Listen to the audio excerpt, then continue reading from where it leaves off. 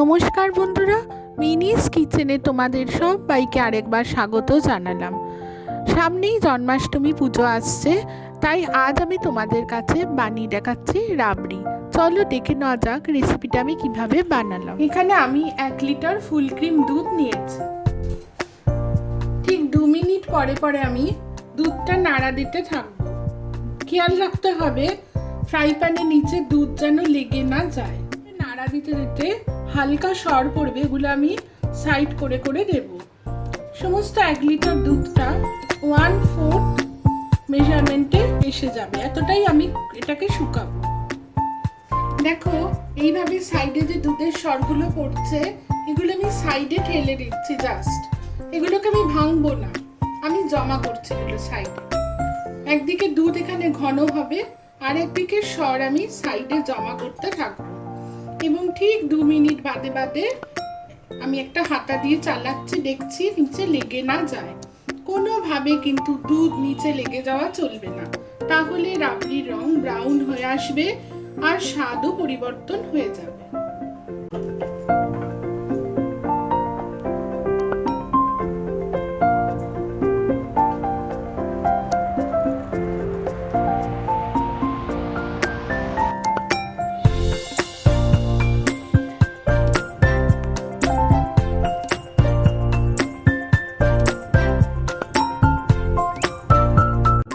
দেখো আমার দুধটা কতটা ঘন হয়ে কমে এসেছে।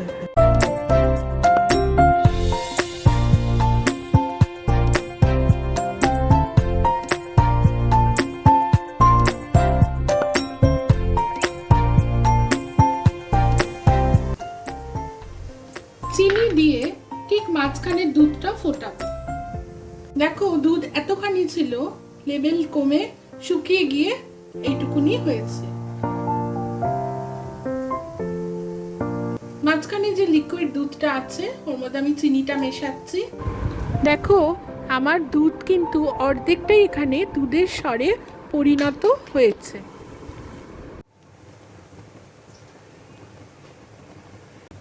মাঝখানে চিনি দেওয়া দুধ আর সাইডে রেখে দেওয়া দুধের সর এবার একসাথে মিশিয়ে দিলাম।